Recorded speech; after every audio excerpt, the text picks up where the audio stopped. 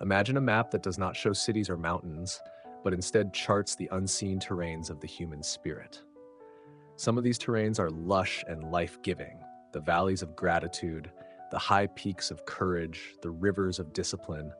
But scattered across this map are also dark regions, places so treacherous that stepping into them will quietly erode your strength, your clarity, and even your soul. They are not places you can locate with GPS. They are not in any atlas, yet you and I risk entering them every day. This is a guide to 5 of the most dangerous places a person can wander into. Not physical locations, but states of being, psychological arenas, moral landscapes. To live a good life, a life of dignity and inner freedom, you must learn to recognize these places and avoid them at all costs. What follows is not merely a list of warnings, but a call to vigilance, self-reflection, and action. Let us walk together through these 5 landscapes, not to linger there, but to learn their shape, to know the paths that lead toward them, so that we may steer away before it is too late. 1. The arena of validation, where the crowd holds the chains. The first place is one that nearly everyone visits, and many never leave. It is the place where every choice, every effort, every word is aimed at pleasing the crowd. This is the arena where people shout for attention, where the cheers of others become the measure of one's worth. The temptation is strong. After all, who does not enjoy being liked? Who does not feel a rush of pleasure when applause erupts, when likes and shares multiply? Yet the Stoics warn that this is a subtle form of slavery. Epictetus said plainly, "If you want to improve, be content to be thought foolish and stupid." This sounds harsh, but its truth is liberating. The person who must always be admired can never be free. If your happiness rises and falls on whether others approve, you are no longer the captain of your soul. You have surrendered the wheel to the crowd. I have seen this arena claim brilliant minds. Artists alter their style to match the trends, sacrificing originality for popularity. Professionals say yes to projects they do not believe in because they crave the recognition that comes with them. Even ordinary conversations are affected. People speak not from conviction, but from a desire to say what will earn the most nods of agreement. This arena is seductive because it rewards you immediately. A post goes viral, a speech earns applause, and for a brief moment you feel alive, important. But the more you rely on this, the more it owns you. The crowd's cheers are fickle. Today they applaud, tomorrow they may turn on you. And when they do, if your identity has been built on their approval, you will collapse. So how do we stay out of this place? We must build an internal compass. Define your own standards of success. Virtues like honesty, courage, kindness, discipline. These are things you can control. Praise may come or not, but your compass will remain steady. Practice being misunderstood without panic. Practice acting without broadcasting. Practice doing good for its own sake. Over time, you will find that you are less shaken by the noise of approval or disapproval. You will stand firm while the crowd sways. 2. The circle of gossip, where character is slowly corroded. The second place is deceptively comfortable. It is the room where gossip reigns, the space where people trade stories of other people's mistakes, failures, or scandals. It seems harmless at first, just idle talk. But the Stoics saw gossip as a toxin, one that not only damages those being spoken of, but also poisons those who participate. Seneca advised, "Associate with those who will make a better man of you. Welcome those whom you yourself can improve." Gossip does the opposite. It lowers the moral tone of everyone involved. Even if you remain silent, simply by listening, you become complicit. You are sitting at the table where another human being's dignity is being eaten alive. I have seen the subtle damage gossip does in workplaces. A rumor spreads about a colleague, perhaps exaggerated, perhaps untrue. Soon it becomes accepted as fact. Trust is broken. People look at one another with suspicion. The workplace becomes divided. Productivity suffers. Worse, the character of everyone who participated is diminished. They become people who feast on the failures of others instead of building something worthwhile themselves. Avoiding this place takes courage.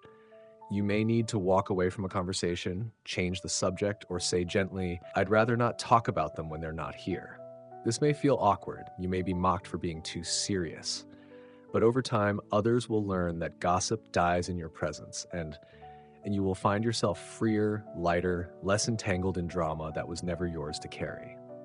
3. The prison of unforgiveness, where you become your own jailer. Of all the dangerous places, this may be the hardest to leave. It is the cell you build yourself, brick by brick, when you refuse to forgive. A wound happens, a betrayal, a humiliation, a deep disappointment. Instead of healing, you nurse the wound, rehearse the pain, play back the scene in your mind again and again. You become both the prisoner and the prison guard. I have lived in this place myself. For years, I carried anger towards someone who wronged me.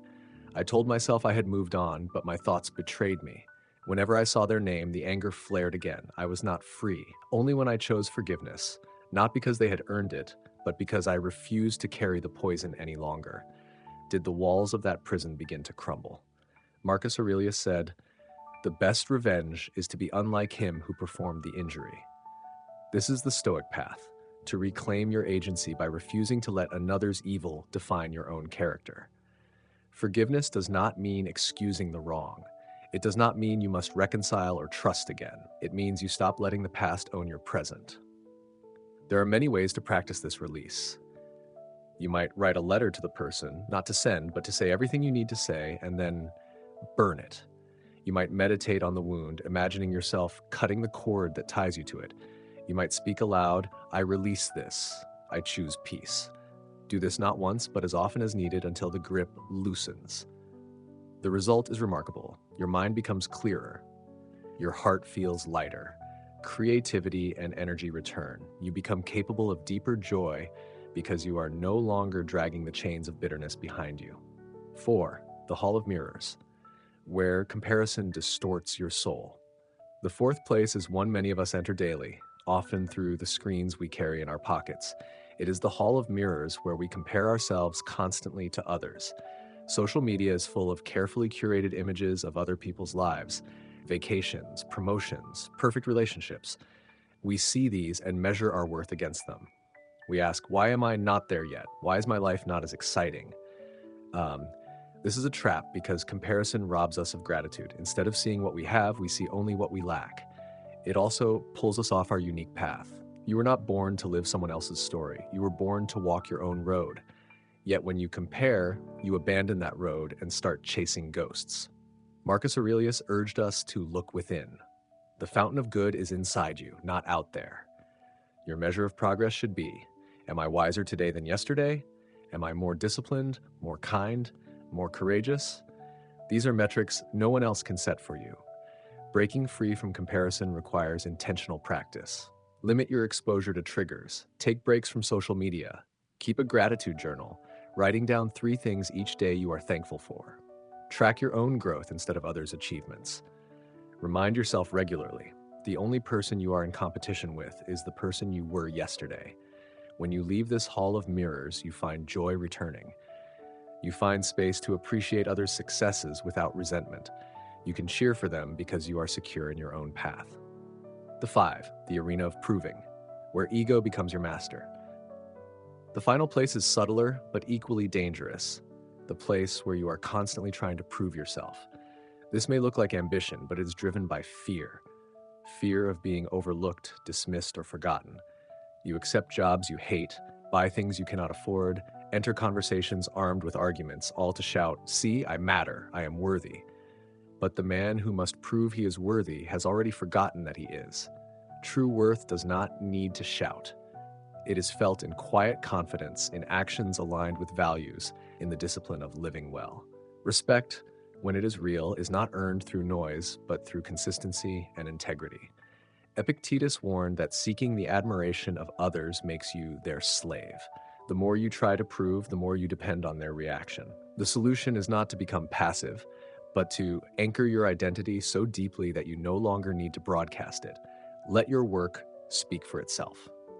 Let your life become the proof. This does not mean you should lack ambition or drive. It means that your drive should come from within, from a vision of who you want to be, not from fear of what others think. When you act from this inner center, you will work just as hard, perhaps harder, but the work will feel lighter because you are no longer performing for an imaginary audience. Conclusion: the call to vigilance. These 5 places, the arena of validation, the circle of gossip, the prison of unforgiveness, the hall of mirrors, and the proving ground, are all around us. Sometimes we wander into them without even noticing. The task of the wise person is not to pretend these places do not exist, but to recognize them quickly and walk out. The Stoics teach that we cannot control everything in life, but we can control our judgments, our choices, our focus. By staying out of these dangerous places, we preserve our inner freedom. We become people